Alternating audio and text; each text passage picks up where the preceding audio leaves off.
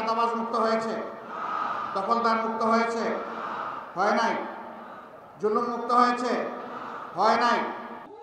এক মহান আইনে আমরা আমাদের দেশকে গড়তে চাই, সামনের দিকে নিয়ে যেতে চাই, এবং এইভাবেই ভবিষ্যতের এই জেনারেশনের হাতে বাংলাদেশের দায়িত্ব আমরা তুলে দিতে চাই। আমাদের এই বক্তব্যকে কেউ কেউ বিকৃত রুচিবোধের জায়গা থেকে প্রশ্নবিদ্ধ করেন। তারা বলেন, আপনি কি দেশের মালিককে দায়িত্ব তুলে দেবেন? অবশ্যই আমি দেশের মালিকদের একজন, কারণ এই দেশে 18 কোটি মানুষ এই দেশের মালিক। সুতরাং একথা বলার বৈধ অধিকার আমার এবং সবার আছে। বর্তমান অন্তর্বর্তীকালীন সরকার দেশের যে বৈদেশিক মুদ্রার যে রিজার্ভ সেইটাকে যেমন বাড়িয়েছে, ব্যাংক সেক্টরকে আস্তে আস্তে সচল করতে যাচ্ছে, কিন্তু জাতির প্রত্যাশা অনেক বেশি। আমরা চাই আরও স্পিডি হোক, আরও গতিশীল হোক অর্থনীতির চাকা। সরকার এই ক্ষেত্রে আরও বেশি দায়িত্বশীল ভূমিকা পালন করে।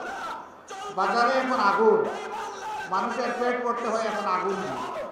দ্রব্যমূল্যের অগ্নিমূল্য, আগের সিন্ডিকেটগুলো এখনো সরকার ভাঙতে পারে নাই, তবে ক্ষেত্র বিশেষে সিন্ডিকেট না ভাঙলেও সিন্ডিকেটের হাত বদল হয়েছে। একজন চাঁদাবাজি করে পেট করে পালিয়ে গেছে, আর কেউ এসে আবার চাঁদাবাজিতে লেগে যাক, সেটা কিন্তু আমরা চাই না। কিন্তু দেশ কি চাঁদাবাজ মুক্ত হয়েছে? দখলদার মুক্ত হয়েছে? হয় নাই। জুলুম মুক্ত হয়েছে? হয় নাই। হ্যাঁ, এই আন্দোলনে আমরা অনেকেই ক্ষতির সম্মুখীন হয়েছি, ত্যাগ স্বীকার করেছি, সকল দল, শুধু জামাত ইসলামী না। কিন্তু বিনয়ের সাথে একটা কথা বলতেই হবে আমাদের, যে 2000-এর কম বেশি আমাদের বুকের সন্তানেরা জীবন দিয়ে, রক্ত দিয়ে আমাদেরকে আজকে এই উন্মুক্ত পরিবেশ এনে দিয়ে গেল, তাদের রক্তের প্রতি আমরা যেন বেইমানি না করি, আমরা যেন বিশ্বাসঘাতকতা, গাদ্দারি না করি। তারা বৈষম্যের বিরুদ্ধে, দুঃশাসনের বিরুদ্ধে, দুর্নীতির বিরুদ্ধে তারা আওয়াজ দিয়েছে। এখন যদি একই কাজ কেউ করে, তাহলে নিঃসন্দেহে তারা ঘৃণিত হবেন এবং নিন্দিত হবেন। আমরা আমাদের সকল সহকর্মীকে অনুরোধ জানাই, এই সমস্ত ঘৃণিত কাজে কেউ হাত বাড়াবেন না। এরকম এখন আবার অনেকে তখন আক্রান্ত, আহত হয়েছেন, এখন মামলা করতে গিয়ে 500-700 মানুষের বিরুদ্ধে মামলা। 500-700 মানুষকে, একটা মানুষকে মারতে আসছিল না, আসলে 10 জন, 20 জন, 30 জন এসেছে। আমরা এই পরিবর্তনের সাথে সাথে বলেছি, অবশ্যই অন্যায়ের প্রতিকার চাওয়ার আইনগত বৈধ নাগরিক অধিকার সকলের আছে, কিন্তু সাবধান, কোনো নিরীহ মানুষকে মামলার আসামি করবেন না।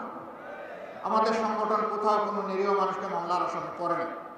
যারা করেছেন তাদের প্রতি বিনয়ী অনুরোধ, এই মামলা দিয়ে মেহরবানি করে, বাণিজ্য করে মানুষকে হয়রান করবেন না।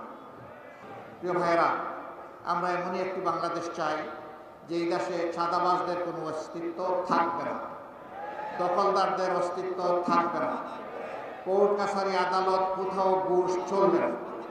বলবেন এত অল্প বেতনে তখন চলবে কেমনে মানুষগুলো? হ্যাঁ, সেই ক্ষেত্রে বেতন বৈষম্য দূর করে সেটাকে সমন্বিত করা হবে ইনশাআল্লাহ। এখন তো বেতন দেই না বলে 100 গুণ বেশি নিয়ে যায়, তখন দ্বিগুণ বাড়িয়ে দিলে মানুষ শান্তির সাথে এই দেশে বসবাস করবে ইনশাআল্লাহ।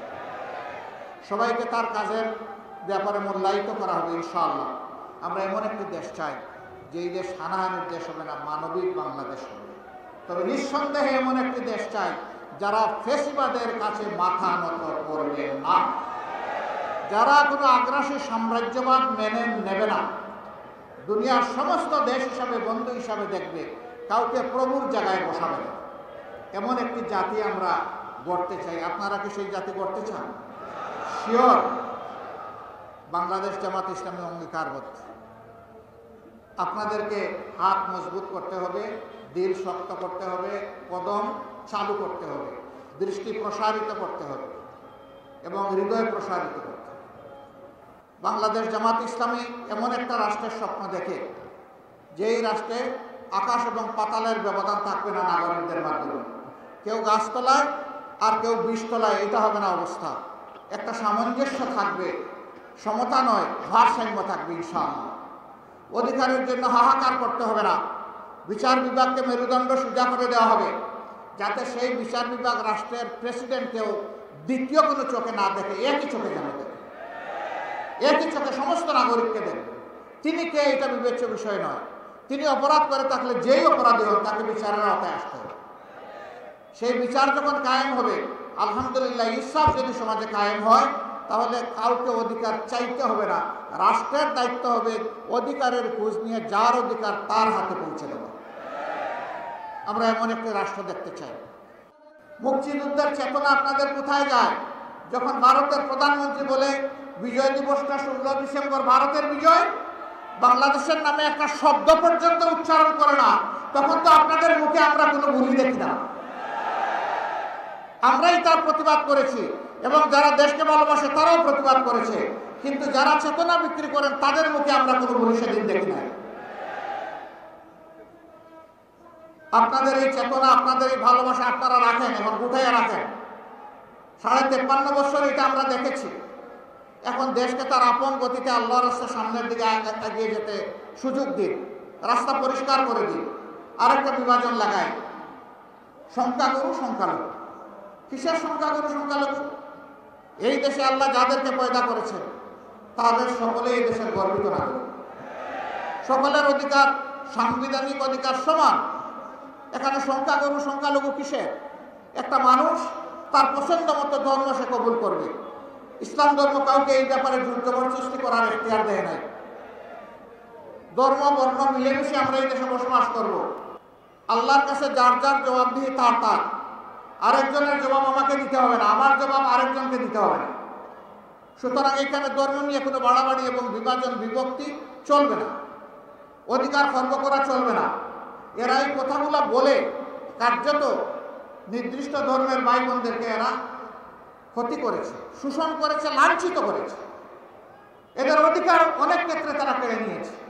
কিন্তু দুঃখের বিষয়, যারা কেড়ে নেয় তাদের ব্যাপারে আওয়াজ না দিয়ে এদেশের দেশপ্রেমিক ইসলামপন্থী দলগুলোর বিরুদ্ধে আওয়াজ দেওয়া হয়। এর কারণে ডাকাতরা আরো দ্বিগুণ উৎসাহ নিয়ে ডাকাতি করে। অনেকে বলেন যে জামাতে ইসলামী ক্ষমতায় গেলে মহিলাদেরকে ঘরে বন্দি করে রাখবে। বাপ এমন যে আমরা 56,000 বর্গমাইলের এই বাংলাদেশে 60,000-এর ঊর্ধ্বে গ্রাম আর 18 কোটি মানুষের ধরে নিলাম কমপক্ষে 6 কোটি ঘর আছে বা 3 কোটি ঘর আছে, হোয়াট এভার মেবি। বাপটা এমন যে আমরা 3 কোটি তালা কিনে রেখেছি আর ক্ষমতায় গেলেই সব করে একটা করে তালা লাগে, মহিলারা যাতে ঘর থেকে বের হতে না পারে। এগুলো আমাদের বিরুদ্ধে মিথ্যা অভিযোগ। যেখানেই যার শক্তি আছে সে দুর্বলের উপর তাণ্ডব চালায়, দুর্বলের পকেট কাটে। যে যত বেশি ধনী এবং জ্ঞানী আমাদের সমাজে এইরকম কিছু মানুষ আসে, সে তত বেশি চুর এবং ডাকাত। আমরা যাদেরকে চুর বলে চিনি, এরা কয় টাকা চুরি করে, কতটুকু মাল আমার ঘর থেকে বহন করে নিয়ে যেতে পারবে চুরি করে।